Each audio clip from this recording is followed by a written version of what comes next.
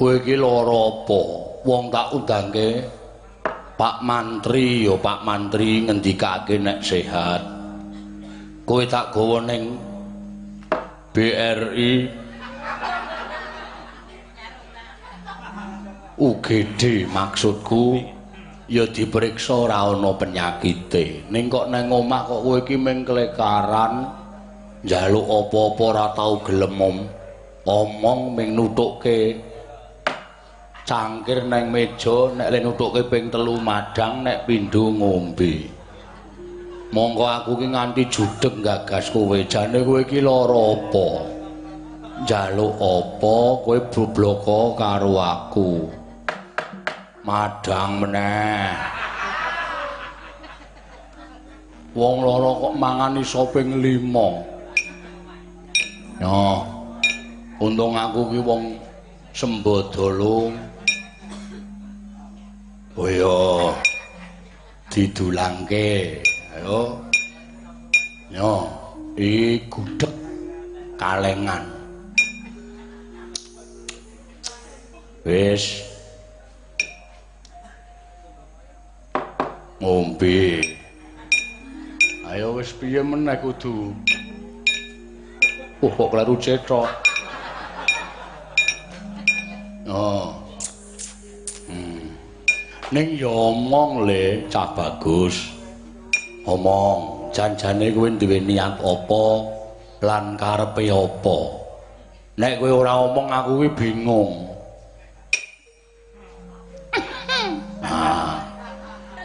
Nganggo watuk barang ngono kuwi men kakangne lega. Lah lara kok tanpa omongan.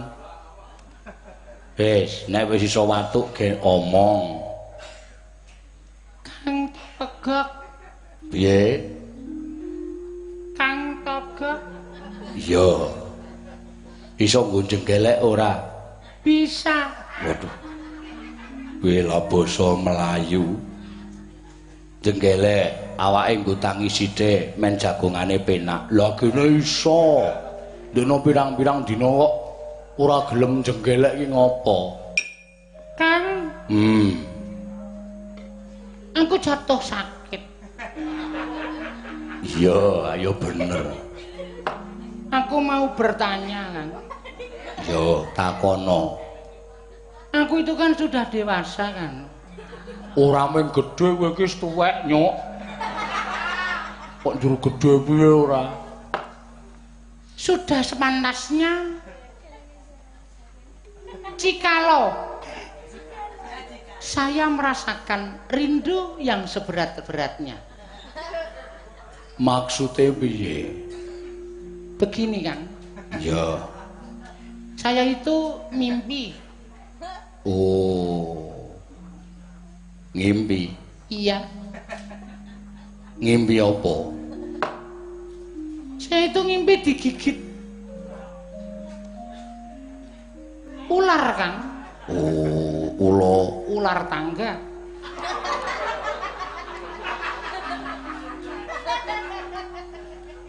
Mbok ling lucu ki sesuk nek wis awake waras ular tangga kok nyokot. Tidak, Kang.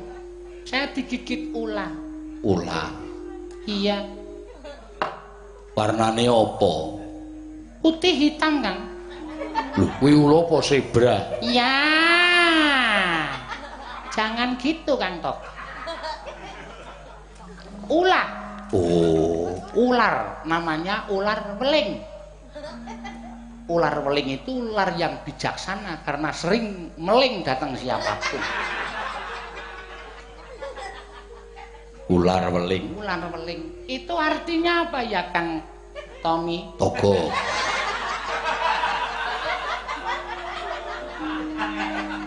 Iya.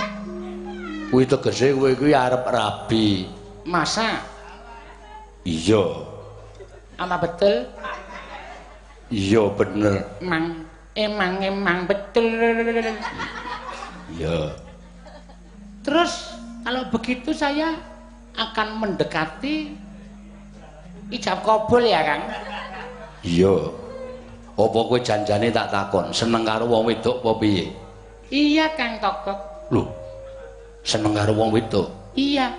Sapa sing tok senengi? Tidak ada lian. Tidak ada lain. Tidak ada lain di antara semua wanita yang hidup di dunia ini, tidak ada yang bisa merubuhkan beteng cinta kasih saya kepada sesama umat. Iya. Kecuali satu yang menjadi idaman, rumah idaman. Idaman hati saya yaitu, maaf ya Kang Togok, kalau Kang Togok kaget. Ya ora apa-apa, wis dipun kowe omongo sapa sing tok tresnani. Saya itu jatuh cinta kepadamu. Lho. Karo sapa? Anaknya Nolo Gareng Kang Togok. Lho, anake Nolo Gareng. Iya. Jenenge sapa? Kalau nggak salah Meriam Belina. Bukan deng, itu anu bintang film yang kalau nggak salah namanya Nolowati, Kang. Lho, kowe ra edan lho. Lah, Kang Togok jangan marah. Jangan marah. Ini cinta. Cinta itu lahir tulus dari hati. Tidak bisa diminta, tidak bisa ditolak. Cinta itu murni dari Tuhan yang Maha Kuasa. Maka dari itu Kang Togok harus menerima apa yang menjadi perasaan saya. Jikalau Kang Togok tidak bisa menerima, saya akan mencari tempat untuk bunuh kediri. Lung, Apa? sadaro. Anake Gareng ki rak padha karo gawe rak ya anakmu dhewe to, malah kae klebu putumu. Kowe kok arep rabi karo putumu dhewe iki piye? Cinta tidak memandang umur, kasta, dan derajat. Cinta itu murni. Kamu tidak akan kuat merasakan rindu ini, Kang Togok. Cukup aku saja yang merasakan. Waduh, gayane kuwi. Kowe iki karepmu kepiye? Ya, begitulah kata-kata Sujiwo Tejo. Ah iya. Ku nek wonge ndelok streaming miso-miso. Biarkan, tidak apa-apa. Saya tidak tidur. Iya. Lah terus Kalau Kang Togok nggak bisa membudidayakan, gimana artinya kok?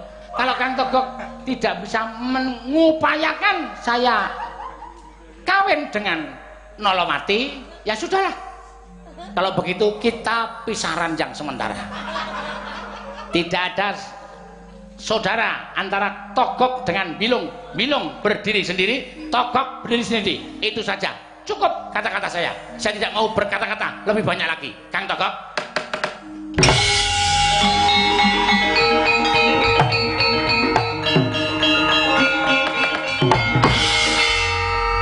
jane bener.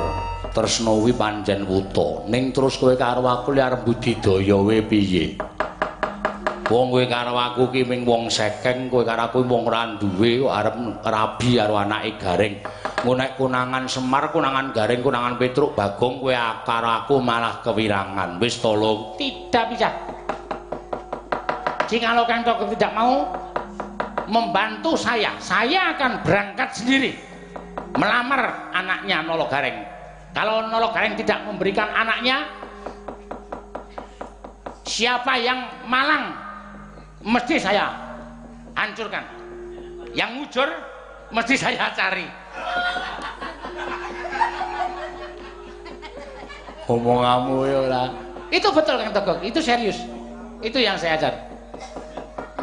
Kalau tidak bantu dengan saya tidak akan mengakui Kang Togok itu saudara sepupu saya.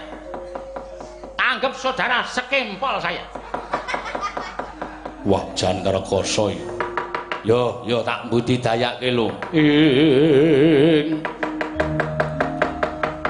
Tansah marpamoring sukma sinukmaya winayu wing asepi.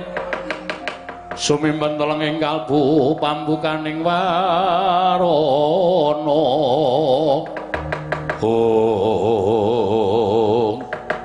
Sikro matek aji Lurah Togok.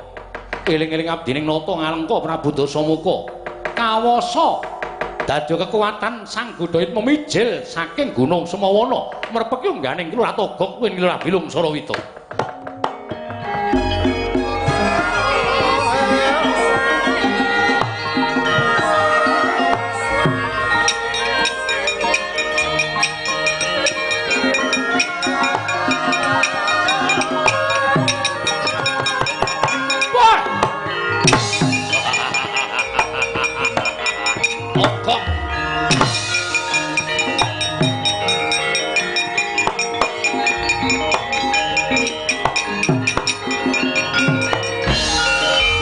Anggro sesumbar lendo bumi kuncing kumalu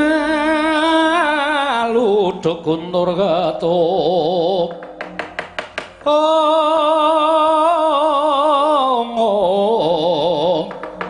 rumembak penyukang kumambang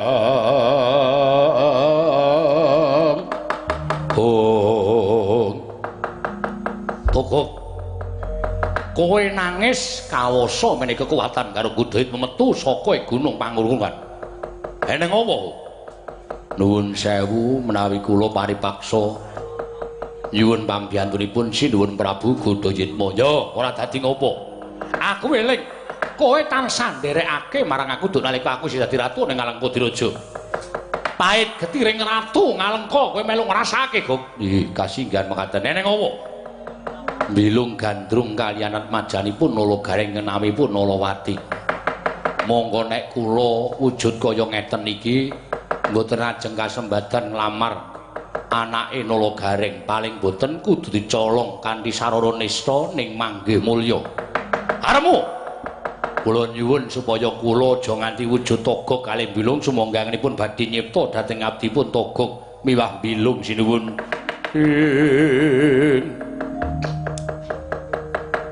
Uta Pandhawa tata gati Wisraya Indriyaksa Sara Maruta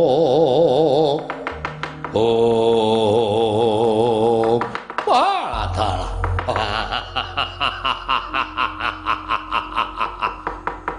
angel mijet wae ngranti suwe banyu sinaring bejo kowe duwe sesemban kaya nata ing Alengka Prabu Dasamuka megenga napas wong sakloron tak cipta aja wujuding wong loro sauton telu saurupan nanging tak gawe kowe dadi juragan sing sugih blegethu bandamu kok.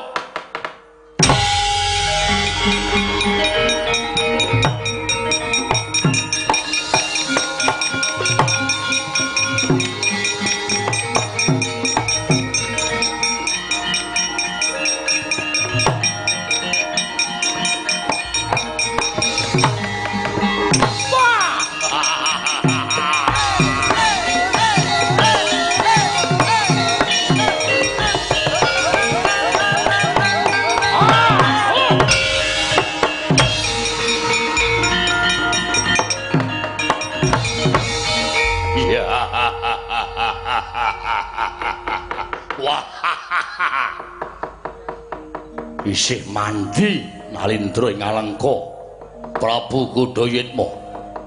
Kowe wis wujud ratu sandhang pating glebyar mawa Mas Inten Jemrut Hergeni. Ayo caketana papan during Nalagareng. Yen lumrah blereng karo derajat pangkat lan bondo donyamu, anake wis diwenehke karo kowe.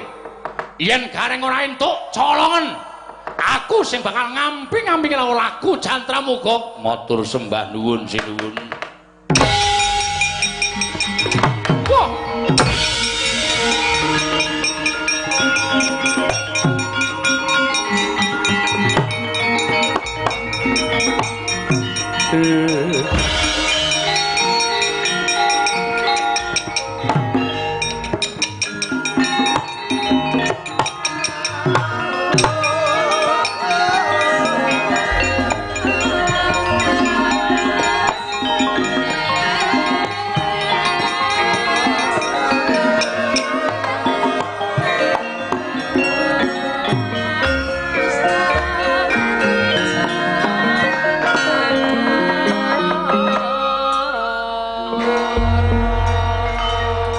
Saya talu ara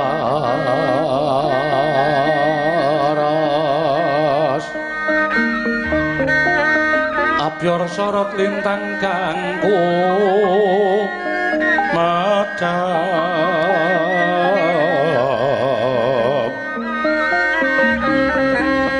titi sunya madya ratri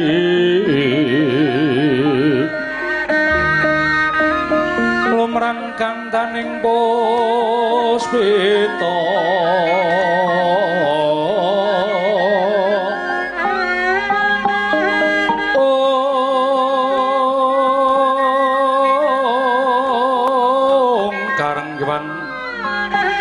putyan iro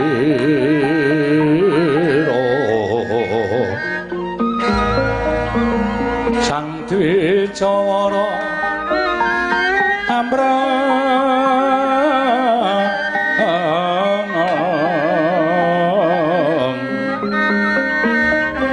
derswaraning madu bronto manungsung sarining kembang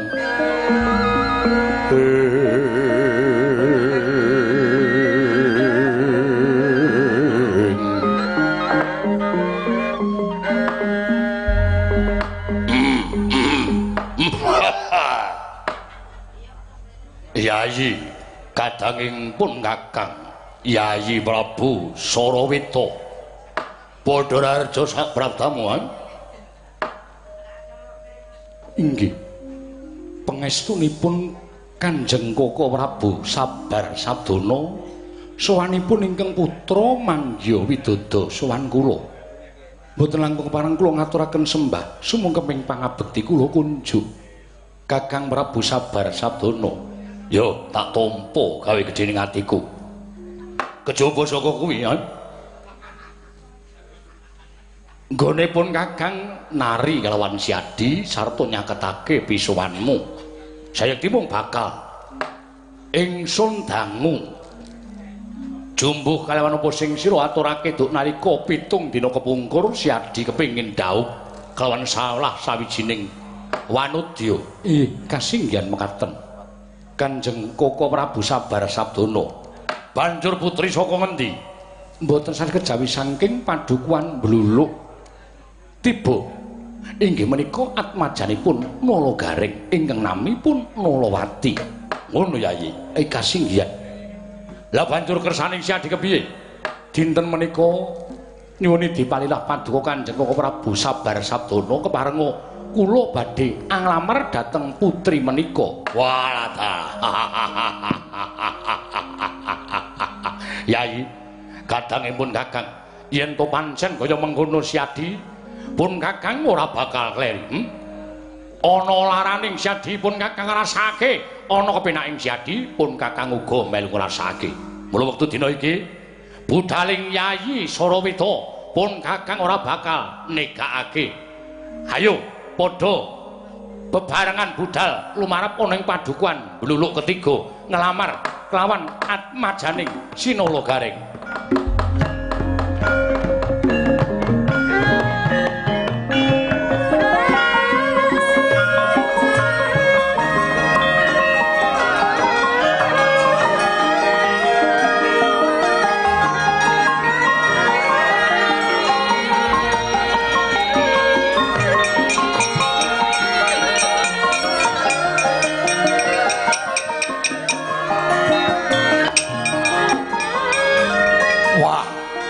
Ketoke pentas iki ora sukses Yai Saraweta.